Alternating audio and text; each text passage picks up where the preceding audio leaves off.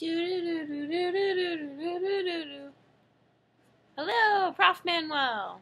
So, first of all, Merry Christmas.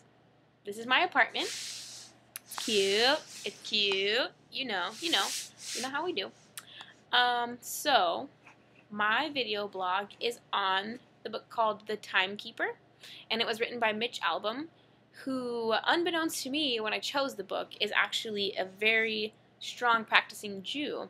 And so there's no question that through this book, there's a lot of deep spiritual undertones, and there's an overt association with religion, institutional religion, and whatnot. Throughout it, you see themes of free will, reward and punishment, divine intervention, and you see each character at some point in profound prayer as a motivation for like dealing with the conflict of the story and whatnot. First of all, I forgot to preface, I am on not a lot of sleep, so this isn't going to be the best vlog that you've ever heard. I'm sorry. I know you're really disappointed, but it's true. But yeah, so I'm just going to jump right in. The novel, like I said, written by Mitch Albom, is written from his signature point of view, which you could say evocative prose. It's an original tale that will inspire pretty much anyone, I feel like, even if you're not religious. And it makes you really think about time and how you spend your time, and even just the concept of time and how truly precious it is to each person. It's written in the third-person omniscient point of view, with an authorial voice. And interestingly, like, the point of view is the authorial voice is done by multiple characters. So it's not just one consistent narrator, but it's rather the different characters in the story at different times narrating on their own or narrating for other characters. So it's really, really interesting. Yeah, the novel is told from the point of view in such a way that the reader feels like the author's speaking directly to them, essentially. It feels more like the author is telling you a story rather than you're reading a story. Like, you feel like you're experiencing what they're going through, and you can see the story through their eyes, which I really, really appreciated. I loved the point of view that it was written from. It was different than anything that I'd ever read before, and so it was really interesting. Like I said, you can hear and see the emotions of the characters as well as their actions. You can almost experience what they're going through along with them, and you can even know things that the characters don't necessarily know themselves, like what's going to take place in the future, different things that the author projects because they know, but the character has no idea. So that was really interesting. So the book opens, essentially, has a really interesting exposition, also like something that I'd never read before. It opens by looking at the difference between humans and animals. It opens with a concept, more of a character introduction. The author talks about the fact that while animals seem to just live their lives and be content without even having the conceptual knowledge of time and the concept of time, they appreciate life so much more than humans do, because humans are always thinking about time and have this just like obsession with it. And from generation to generation, we see throughout history people counting seconds, minutes, hours, days, and years, either trying to have control over time or to speed time up, slow it down, even stop it, essentially, which is the majority of the book, what it's about. One of my personal favorite quotes from the book was, the author said, "Man alone measures time. Man alone chimes the hour, and because of this, man alone suffers a paralyzing fear that no other creature does, the fear of time running out." I thought that was just a really awesome quote, and that pretty much sums up the entire book, the entire plot, essentially. I mean, there's more detail to it, but this book is all about time and the fact that man tries to control it, but in the end only ends up hurting himself and hurting the people around him and failing miserably by doing so, because God is the one who's the ultimate control of time. So, like I said, it has a really interesting exposition. It goes back and forth between the lives of three completely separate characters who have absolutely no ties in the beginning of the book. Like, they have no common denominator other than the fact that they're humans. And so in the beginning it's kind of hard to get into the book because of that fact, because you're just kind of like bouncing between different character building, and you're wondering like, okay, why do I need to remember this character? Are they going to be throughout the entire book, or is this just like a random person who he's inserting? Like, it was confusing for me at first, and I was a bit lost, not gonna lie, until about maybe a quarter to halfway through the book. But if you just hang in there, he brings the common denominator of all the people to light. And the common denominator is the fact that they're all struggling and battling with time in some sense. And they're all either trying to control time or grasp control for time throughout the book. So, Albom brilliantly constructed three main characters. The protagonist is a man named Dor, who is actually said to be he's the first character introduced, and he's said to be the author of timekeeping, Father Time himself. You don't find out that he's Father Time until later in the book. But yeah, the setting takes place about 5,000 years ago, and like I said, he was the first recorded man to measure time, to come up with these different timekeeping instruments. He had an obsession with time, counting.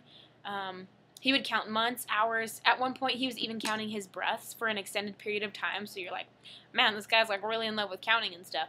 So it was really, his character was very intriguing character.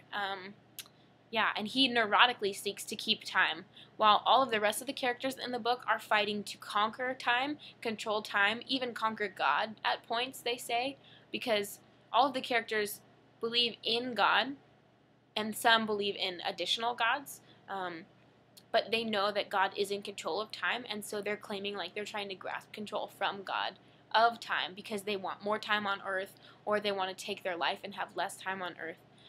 Like, that was the common denominator of all the characters. And Dor was another part of the huge common denominator of the story. In the beginning of the book, it tells the story of how he met his wife and like started a family, and then you find out that he gets kicked out of his town. Him and his wife and their family get kicked out of town because of his obsession with time and the fact that everyone else wants to control time, and he's kind of badgering them about, like, time is God's. You can't do anything to grasp time. And he was starting to measure time, and people didn't really like that. So he got kicked out of his town. Yeah, and then his wife falls deathly ill, and he tries to go and find help for her and find medicine for her or some sort of thing like that, and at this point, you really see his character completely do like a 180 turn. He starts to grasp for time, and he starts to take on the character of everyone else in the book and control time because he wants his wife to live. So he's trying to stop time, even though he knows that he can't. And he's the person in the beginning who said, like, everyone else is crazy because they don't understand that time is the Lord's, and you can't do anything to affect time because he is in control of it. So, as a punishment for trying to gain human control over time, God sentences him to eternal life as Father Time in a cave where it says he hears the cries of all humanity throughout the generations, and all of their cries are about time and their desires to dominate it. He hears sayings constantly such as, if only there was enough time, or time is of the essence. Very common sayings that we say today. That's what his life was consisted of in this cave for so long. Finally, we meet the two other protagonists through, I guess you could say, the solving of this problem. He is fighting to get out of this cave and to change his eternal destiny. He doesn't want to be trapped in a cave, obviously, and so God gives him another option. God gives him the option to go to Earth, modern day, and help two people deal with their issue of time control. There was one man who was another one of the main characters. He was a billionaire hedge fund tycoon named Victor Delamonte, who had a successful life and a long marriage, and he's currently on dialysis to help him live a few more months. He has a terminal illness and he's dying, and he's grasping for control of, he wants to live longer. He'll do anything to extend his life and buy himself more time on earth, essentially. Even to the point where he's willing to stop dialysis and have himself frozen in a cryonics lab so that he can be regenerated years later. Like, he was really crazy. Like, it was really crazy. But yeah, this is a luxury that he wants. He wants to control time, and he's rich, and so he's used to being able to control whatever he wants and whoever he wants. And so God tells Dor, if you can help this man realize that his time has been deemed by me specifically, and you can help him come to accept that his time on earth is over, you'll be on your way to escaping this cave that you're in. As well as there was another girl in the story. She was the other main character, and her name was Sarah. And Sarah basically is the stereotypical teenage girl that you can think of. She's overweight. She's a high school senior. She has low self-esteem and anxiety issues. She has a crush on a boy who's out of her league. And I'm sorry, I wasn't planning that. But basically, she's a really bright student, and she gets perfect grades, and she has such a promising future, but because of her teenage social struggles, she wants to end her life. She can't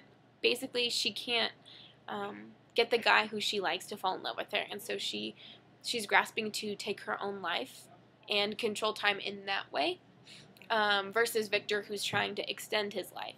And so Dor is battling between these two people and their daily ins and outs of daily life, and trying to make them realize that time is precious, time is a gift, and time is something that they can't control.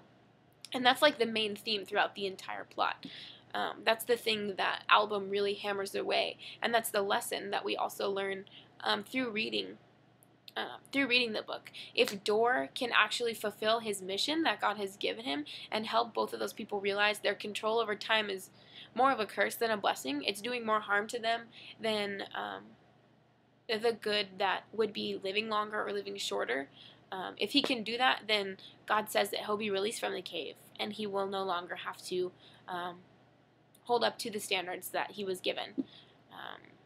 Dor, even throughout the point of the story, after having a huge transformation of thinking from realizing that the time is God's and time is a gift from God, to him trying to stop time so that he can save his wife, he is taught a huge lesson throughout the entirety of the rest of the book.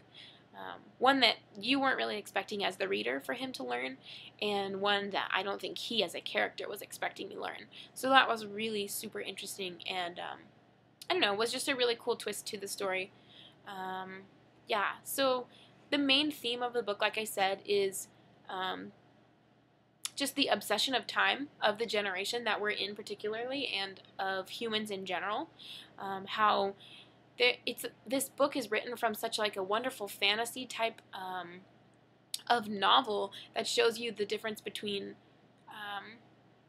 mythical time and human physical time, and the difference between contentment in, the Lord's timing in your life and what's happening in your life, versus you continually struggling to have control over your life and over the time that you've been given, like the main characters. So not only was it a really interesting novel and a really interesting story, jam-packed full of concepts that just blew my mind that I never thought of before, but it was also just such a really awesome, I don't know, it teaches a really great lesson, and it makes you realize that even we as Christians, even students at the Master's College, like, we do not use our time wisely, and we don't really understand the preciousness of time, even though we're told time and time again throughout the Bible that time is a gift and that we are not guaranteed tomorrow. But yeah, Mitch Albom really does a spectacular job at just really making that point and helping you understand that we're unable to stop time, we're unable to speed it up or slow it down. We're only able to be content in the Lord and where the Lord has placed us, and kind of just live a life around that truth. we can seek to do the best that we can in the amount of time we're given by God. I think that is the main duty of man. But all of us are timekeepers. That's one of the main things that Mitch Albom talks about. We all have a sense of time and a sense of urgency, whether we're believers or not. And around us, we have clocks and watches and calendars, and time is consistently an idea that we're always thinking about. And so, in a sense, we're slaves to it. So, reading this book, Mitch Albom really wants his reader to take away that even though time is kept on your wrist and your computer screen, your cell phone, even the walls of your home, being a timekeeper is not the way to live. It's not the way that one gains true contentment in life. Even if you could control the length of your days, you would not be content if you're not content in the Lord alone. That's probably the main theme and the main point of the book, and the main thing that I took away from it personally. I really, really enjoyed this book, and I would recommend it to anyone. Like I said, it's written from a very interesting perspective and point of view. The narration is really cool because it's very unique and different, as Mitch Albom is known for. So yeah, if you're looking for a book that is inspirational and also really interesting and historical even, and inventive. That's not a word, but I just invented it. But yeah, I would definitely recommend this book to anyone. And yeah, I just want to finish up with one of my other favorite quotes from the book. Mitch Albom says through one of the characters, quote, "There is a reason God limits our days to make each one precious." So, yeah, I would definitely recommend this book to you. Thank you for teaching me how to actually read books and analyze them and be able to understand underlying themes and motifs, and the importance of thinking while I'm reading and trying to comprehend what I'm reading and understand what the author is saying rather than just reading words on a page. There's such a huge difference, and you can do that with any book, including the Bible. So thank you, Prof. Manuel. I hope that something at least makes sense in this whole vlog. If it was all just rambling, sorry. Like I said, I was up till 4 in the morning. But yeah, if you ever have time and you ever would be interested in reading this book, I would definitely recommend it. So I have it on iTunes if you ever want to borrow it. Alright, well, Merry Christmas, ho ho ho, Happy New Year, and maybe I'll see you next year. Bye, thank you.